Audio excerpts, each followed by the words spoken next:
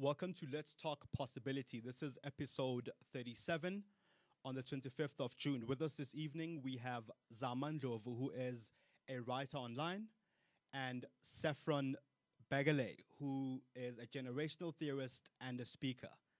We are asking the question, what is possible when young people use their voices wisely? Thank you for joining us.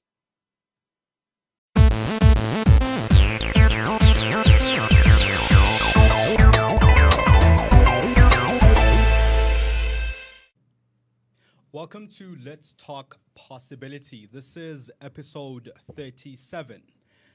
I'm your host, Mongezi Mtati, here with Jonathan Dix this evening. Hey Mongezi, how's it? Good. Yourself? Cool, man. I can't complain. So this evening we've been having this conversation about how younger and younger people are becoming influential early in their lives. And it seems it's happening more now than it's ever happened before. And with us this evening is Zama Ndlovu, who is a customer operations management consultant in mostly the telecommunications and public services industry, a director of Youth Lab, a newly founded think tank focusing on creating platforms for youth-led socio-economic policy and political discussions. Whoa, and an Arsenal fan. Oh dear. And an Arsenal fan, actually. Say hello, Zama. Hey. We've also got Saffron Baggallay. Saffron Baggallay. Mm-hmm. Saffron has a BA Honours in Sociology and Philosophy from Trinity College in Dublin. She was a teacher for 7 years. At Crawford? Mm-hmm. At Crawford, she loves riding horses. She is a speaker and a coach as well. You'll find out more about both Zama and Saffron a bit later on. So the first question for me would be, well, what I find fascinating is what makes young people or younger and younger people than, say, 10, 20 years ago influential early on in their lives, say in their 20s? What makes them influential now? Yeah, more like what makes more younger people influential now than young people in their 20s would have been 20 years ago? Well, shall I Go jump for in it. there? Jump in. Hi, this is Saffron. I work for a company called Tomorrow Today, and one of the things that we do is we specialize in generation theory. And so what we do is we kind of track and map people's value systems. And I think to answer that question, why young people in their 20s are different today to perhaps their grandparents when they were 20, I think is because they have a fundamentally different value system. And that is governed or influenced by the time in which they were born. So I could talk to you about this for like an hour, but I'm going to give you two examples as to why I think that young people today are more opinionated and give expression to what they believe more than older generations. For example, the silent generation who grew up in a time where children should be seen and not heard. Children today, since the age of 6 at school, have been encouraged to stand up in front of the class and deliver speeches and investigate information and have opinions and interrogate that information, firstly. And then secondly, they've also grown up in a world where young people, like Nkosi Johnson, for example, have influenced the world in quite a major way, and yet they're the same age as them. So there's a kind of psychology going on where young people are going, well, if Nkosi Johnson and Justin Bieber can be as successful as they are and influential as they are when they're only 18 or 12, and in Nkosi Johnson's case, then there is no hierarchy, and I'm already an adult, and I already have an opinion. And then also, they have grown up in a world where they have a lot of choice. So I always use the example where in the old days, your parents would be like, shut up and eat your porridge for breakfast. That's all you're going to get. Whereas today, mothers are going, so my darling little precious, what do you want for breakfast? Cocoa Pops or porridge or bran flakes? Or do you even want breakfast, sweet cheeks? And that's why they're like, I kind of govern my reality in a lot of ways. So and younger people are also very empowered because of information they get on the internet. Not So just information, I think. If you look at some of the networks, some of the interactions. platforms that they have, you didn't have those 30, 40 years ago. I mean, Mongezi and I were just chatting off air earlier that Facebook is not even 10 years old, and it is the global human connecting phenomenon that it is. But I guess that's also because of Moore's law that things get. Did you say Mo's law? Is that your law? Jerry Moore. I mean, Yeah. he spoke about the fact that over time things will get cheaper and cheaper, and over time it will be easier and easier to adopt things and to get messages out there as well. So that's part of the law. And now that early adopters are growing now. Like there's more and more people who are becoming early adopters and have the platforms to talk about, well, technology, or talk about their interest, or talk about things they want, causes they want to be active in. I mean, Zama, for instance, you write a lot of very, I was saying earlier, myth-busting articles, if you will, a lot online.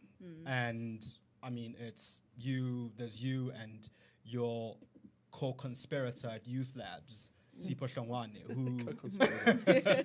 who, you guys and bloggers like yourselves and speakers like Saffron as well talk about issues of the day and issues that, shake up government leaders, which didn't happen, 30 years ago. It didn't happen as much as it's happening now. It happened in a different way. Yeah. I mean, people took to the streets then. Now there could be 10, 20 articles. Yeah. What made you start on that path? Actually, for me, it was very accidental. I was on Twitter, I was tweeting, and I kept getting a lot of messages saying, you should take this argument further, you should write more about it. And then eventually, I started writing a blog, and I think I wrote three blog posts, and I got a call to write for Thought Leader. And then I started writing there, and then the News 24 opportunity presented itself. So I think it's also a case of people wanting to hear young people more, because I did not push to be heard. I was asked. I kept being asked to say more and to elaborate. So I think there's also, and I don't know where the source of that interest comes from, but there is more interest in what different people are saying and younger people are saying on certain aspects. I think some people or a lot of people have grown tired of hearing the same voices in the same generation, pretty much repeating the same thing. And I think just across generations now, people are more interested in cross-generational point of views. I also think that younger people are quite worldly wise, and they're very exposed, and they're also the digital natives, so they've got a lot to offer older people in terms of how to be in this world. So I think their opinions, and they're encouraged to deliver those opinions more than they ever have been before in society. So, but now, so in terms of, there's again, going back 20, 30 years ago, as I said, young people took to the streets, and now we write a lot online, and we sometimes coordinate action offline. So where do we strike the balance between real influence that causes action and armchair desktop activism, where we all just write these blog posts into the ether? And are we more active now than young people were 30 years ago? I don't think, I think the Arab Spring is a really good example of how young people found that they used social media to take to the streets. So I think young people are still taking to the streets. They found a collective in that particular instance. Yes. It wasn't just my only voice. Suddenly I started to hear a lot of other people saying the same message. And then it was just about, perhaps on some level, coordinating that. I think social media was the vehicle or the tool to allow that collective message or collective consciousness to arise. In other words, we could spread very quickly that we all had the same collective mission. And people found that even within those Arab countries, that there was support not just internally, but from friends across the globe in other countries. Yes. And almost being egged on in some ways and saying, listen, this is your own future, make a plan. You've got to stand for it, or you can't really complain. But they still had to take to the streets to actually get... Well, I don't think Twitter can topple a government. No, it can't. Not that I've seen at the moment. I think also, looking at the context of the Arab Spring, there were very pressing and immediate issues that people had to deal with. If you look at what happened on the ground, Egypt in particular had a sudden spike in food prices because they were earning less from oil suddenly, and they couldn't subsidize their food, and also a lot of young people who were educated, so the promise of education was not happening. So they had very immediate changes in circumstances that allowed them to be agitated enough to take to the street. And then there was the social media tool just to facilitate that. Yeah. But ultimately, it's still the same story, and it's an ageless story of when something changes quickly to the negative, people often want to act, and they want to act now. Whereas when deterioration is slow, we kind of accept it. Like our education issue, deterioration has been over a very long period. In fact, in the 18 years, we can say education did not. It's not so much that education deteriorated; it just did not improve. We were always starting off a very, very bad situation, and because of that, some people then say, "Why aren't the youth taking to the street? Why is this not happening? Yes. Why isn't it like Egypt?" But they forget that when you sit on the other side of the fence, this has always been life. Yeah. And it's other people that are telling you that actually this is bad, or you find out when you get to after matric and you can't get a job. But it's not like the class before you had all these people who got jobs and now you can't get a job. They're also sitting at home, and the other matriculants before. So it's that context is really important in understanding that what sparks the kind of action that you saw in the Middle Eastern countries.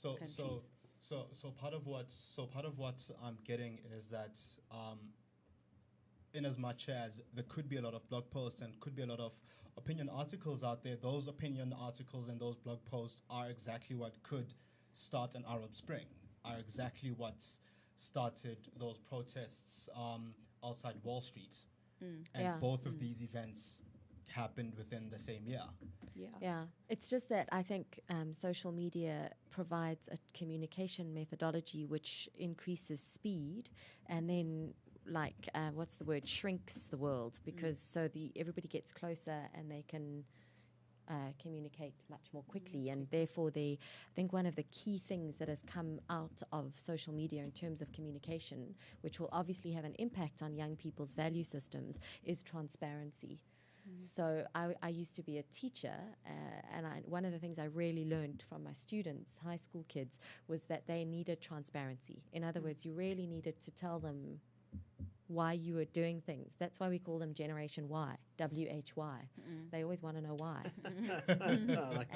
And I think and I really back them up on that, because I'm like, when you have so much to deal with in terms of financial crisis, environmental crisis, social crisis, whatever, why should I do this if I don't really see a valid reason for doing it? So they look opinionated, but for me it's also largely fueled by the pressures and the competitive nature of the world that we live in as well. So what are some of the pitfalls of taking action? Like, what stops people from acting? Reputation. You don't want to be that difficult one. Really, you don't. I often, when I write, the night before I have to hand in an article, I often look at it and think to myself, if this is published, these are the consequences. Yes. I could be looked at in a certain way. And even though I don't put the company I work for, they know that I write, and they often read what I write. So there is that the consequences, immediate consequences of the reputation that you have in where you are, whether it's at varsity, at school, or in the workplace. It's also broader social consequences, because especially in a country that has so many political implications, our economy is not separated from our politics. It's actually much more strongly linked than in most countries. If I am seen to be a political headache, I am actually stuck in corporate and certain corporates. I can't go to other ones because other people will remember. They'll know me, and then they'll say she thinks X, Y, and Z, and so as she moves up, yes. she can be a bit of a danger to us. So you know what I mean. So even when you go into a sales room, for example, and I work in a company that sales is quite important. If I walk into a sales pitch and somebody knows who I am and they know my political point of view, and the chair of that person of that company has political affiliations, already there's tension. So because of that strong link between politics and economics in South Africa, it's also quite dangerous to be a maverick. Yeah, but then don't we live in times now more than ever where your personal reputation could get you into the next better position? Because in my view, companies are looking for more and more people with strong views. I think you're almost in a situation where you have a choice. Yeah. You can either throw your hands up, do a Pontius Pilate and say, listen, I'm going to follow my career and not be involved. I may have a voice, but I want to be successful and I want other things. Or you go perhaps another path, and that is, I am going to stir the apple cart, and I am going to lose friends along the way, but I'm going to go for what's my passion. I mean, I don't think that's specifically generational. No, I was just going to say, I don't think... You could look at someone like Nelson Mandela, who very much rocked the boat. Gandhi, they have done that before. Martin Luther King. Yeah. Some of them were punished for it. Others...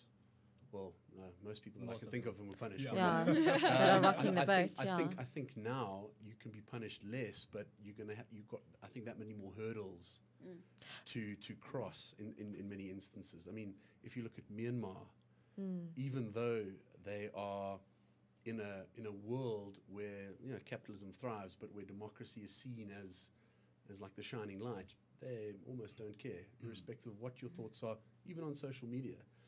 That's almost not enough. I also think that certainly with a particular demographic, socioeconomic demographic, you are surviving every day. So survival is a lot more important than having a voice, perhaps. Yes. And B, perhaps people don't always know what they don't know. So I also think that in a different socioeconomic demographic, the world is so volatile and inconsistent that, as Jonathan said, like some people are just trying to get ahead in a really competitive economic market, as opposed to kind of having impassioned political or other views. And I also think that the avatars that are created on social media are a nice kind of way to have views that don't necessarily have to be attached to you. Yeah. So you can have two identities, your online identity and your offline identity. So, but that kind of hidden identity online is I don't know how to say this. It's not necessarily rooted, so it can be quite evasive. And you don't really have to back it up with anything, which I think is another big impact on Gen Y's value system, which is to say that they don't always understand consequences or cause and effect. And I do think that they are the most me generation, and to some extent the most irresponsible in terms of understanding that cause and effect. So there's a very interesting dichotomy that then emerges between that online and offline identity and opinion. So, Zama, you guys started Youth Lab, which I mentioned a bit earlier. Can you tell us a bit about that? Because I know that you guys you are a think tank that focuses on platforms for youth-led socio-economic policy and political discussions, which is exactly, one of the things that sparked this conversation this evening. What is it that you saw which led to you starting this organization? Youth Lab actually started because of a tweet. Mabine tweeted that there's actually there isn't a voice that is not politically aligned that speaks about politics from a youth perspective. And following his tweet, I sent him a message, and and Sipho also sent him a message. And 2 Saturdays later, I think we met, and we talked about that actually there is a need for that, to have a non-partisan participant in political discussion that creates that space for young people to ask those questions to politically influential people. Yes. So then we then decided to create Youth Lab. We got a couple other people involved. Osiami Molefe is one of them. And we then set it up. So it's still very small. We ran 2 pilot discussions before we decided, okay, this is working. And in those pilot discussions, we were talking about issues like, our first one was around Nelson Mandela and the burden of sainthood on other generations. Yes.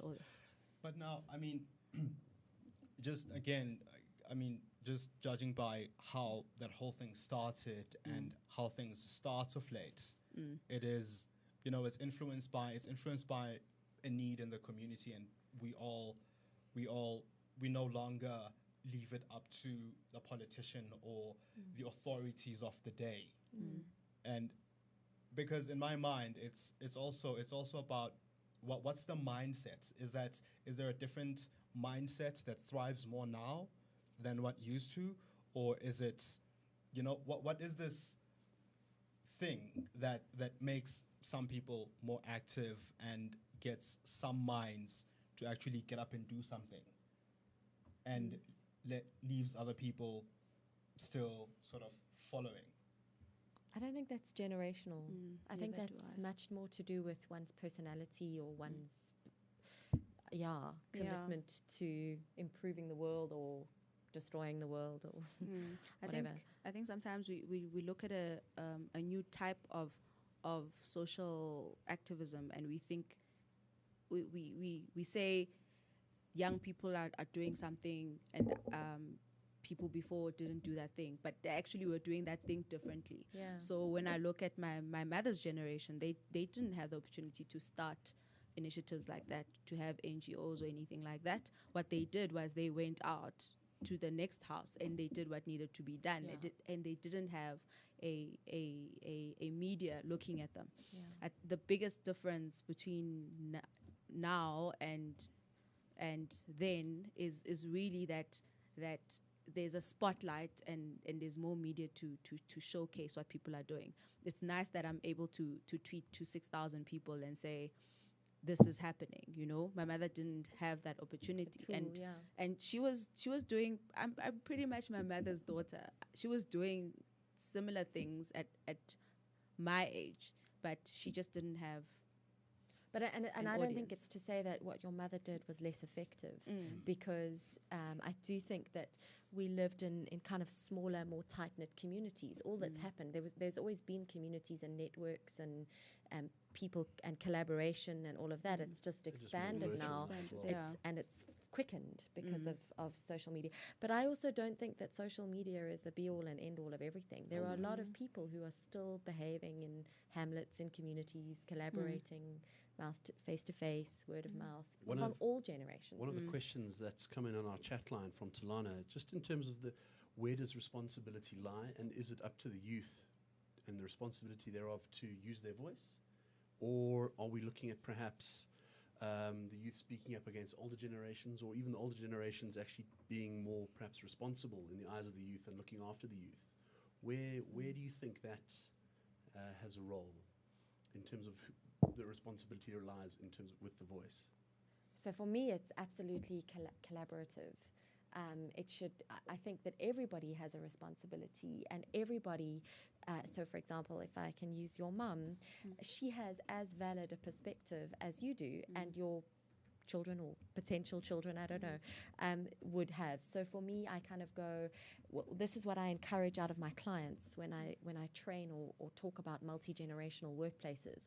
I kind of go, for the first time, decisions shouldn't just be made in the boardroom. So whilst the older people might have the gravitas and the experience and the the experience, younger people might have a different perspective, more knowledge of what goes on, because I do believe that as you climb up the organization, or as you get older, for example, you lose touch with the ground. So if we go into a political space and talk about Mandela, just because you just mentioned him now, I mean, I think that he's always been very wise in terms of encouraging responsibility in everybody. And I always say that if everybody took responsibility for themselves and those around them, the world would be a much easier place to live in. Okay, so it on is that collaborative. Point, so I agree with you on the collaborative side, but I want to be a successful person. I need to get ahead first before I worry about what other people have to say. Is that a generational element, or is that just me being selfish? I think that's more an individual choice. I don't think it's a generational thing. Okay. I don't know.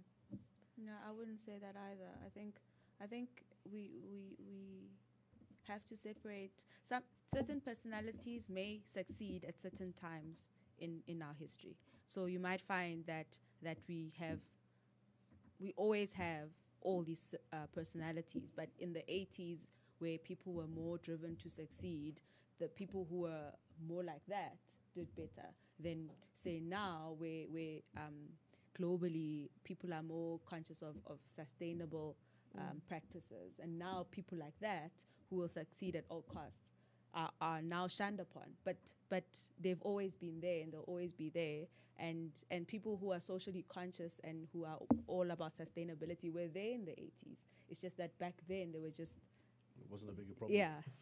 So, yeah, I mean, I do agree with you in terms of people's focus. I mean, we all acknowledge that the Reagan-Thatcher era of capitalism was quite sort of selfish and money-driven and material-driven or whatever.